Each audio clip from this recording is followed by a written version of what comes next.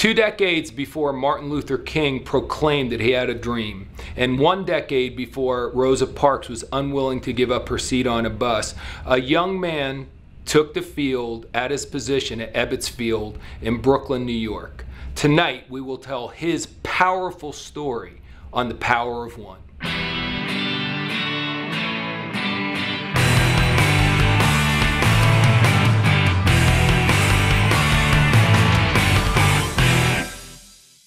On the afternoon of April 15th in 1947, Jackie Robinson took the field for the Brooklyn Dodgers.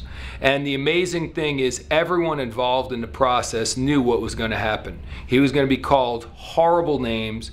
He was going to have things thrown at him. People would actually spit on him. But what's amazing is these were not just the people in the crowd. This was not just the opposing team. This was actually some of his own teammates.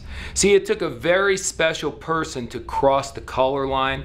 And when we look at this in today's world, it's so hard to believe that we were so backward thinking, that we had segregation in sports, but obviously we did. And Jackie Robinson was the first person to cross that color barrier, and he knew what he was up against. They were preparing Jackie Robinson for up to 2 years to take the field that day. And you can't talk about Jackie Robinson without talking about Branch Rickey. He was the executive who came on with the Brooklyn Dodgers, and Branch Rickey is the one who was absolutely determined to break the color barrier and to let all people play Major League Baseball regardless of the color of their skin.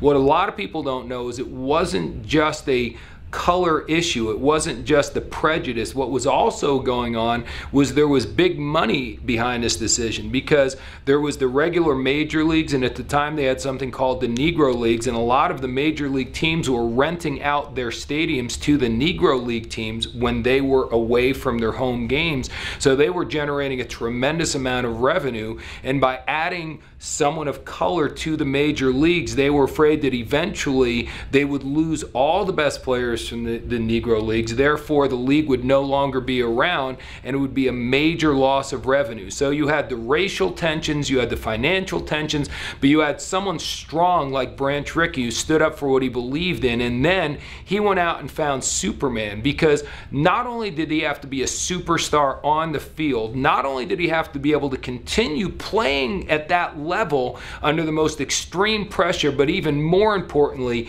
he had to be unbelievable as a human being off the field, because he was under the ultimate microscope, and the press and all the people who were against this were looking for any little tiny thing they could do to find wrong so they can throw him under the bus and get rid of the whole experiment, as it was called at the time. And the bottom line is Jackie Robinson incurred all the insults and incurred all the hostility, and he did not let him get him down. As a matter of fact, he was the Rookie of the Year in 1947. As a matter of fact, he was the most valuable player in the league in 1949. As a matter of fact, he made all-star teams starting in 1949 for 5 consecutive years. He led the Brooklyn Dodgers to 7 World Series and actually won 1 championship with them. So Jackie Robinson retired with a Hall of Fame career by all the measures that you measure someone, a great batting average, you know, all the great play on the field.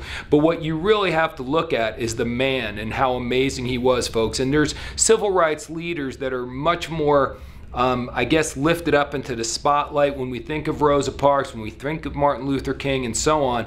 But the reality is this guy stepped up and did something that really, he had to be remarkable. And I think the only reason why we eventually got to the places we did with people like Martin Luther King is because this was a major, major deal. It was not nearly as publicized as the thing with Rosa Parks, but it was still a major, major deal. And we're just so thankful that someone like Jackie Robinson had the guts to go out and do what he did, and had the talent and ability to follow through on his promise. Remarkable stuff. But let's also understand that without Branch Rickey betting on him and taking a chance on him, things would have never worked out the way that they did. Well, now, as we all know, there is no segregation. Segregation in public schools came along about 7 or 8 years later after we got rid of segregation in Major League Baseball. It's amazing amazing how this first step broke down color barriers in so many different ways within our country. And it's amazing that one player on one team in one sport could have such a profound impact on sport throughout the entire nation, and also on the entire injustice of what was being done with racial inequality in our entire nation. It's one person having the guts to step up and do what they believe in and endure the ridicule for the betterment of hundreds of thousands of others. And we all know that that's exactly what was being told to Jackie Robinson. He was enduring all of the hatred and all of the inhuman treatment that no one should have to ever go through because he wasn't doing it for himself. When's the last thing you did something for somebody else? When's the last thing you were willing to take 1/1000th of what Jackie Robinson endured in order to do something to help other people out, folks? And it really is remarkable. Just think about it. We feel inconvenienced when a friend asks us to go and pick them up at 3 o'clock in the morning when their car breaks down. That's a major issue to us. Imagine what Jackie Robinson was willing to endure, knowing that it really wasn't ultimately for him, it was for everybody else. So now all the athletes all over the world who are able to play sports freely, and there's no, segregation, and there's no whatever, there's no racial inequality, that is all owed to this remarkable man. And I think one of the most incredible things that Major League Baseball did a few years back is they retired number 42, which is the number Jackie Robinson wore, not only from the Brooklyn Dodgers, who have now, of course, become the Los Angeles Dodgers, but they retired it from all Major League Baseball. No one, in their opinion, is fit to wear the number 42 any longer. And I think we'd all have to agree that Jackie Robinson definitely earned the honor of being lifted up and absolutely set on a pedestal in a way that no other baseball player really deserves to be honored. An amazing story, a true American hero, Jackie Robinson. We'll see you on next week's show.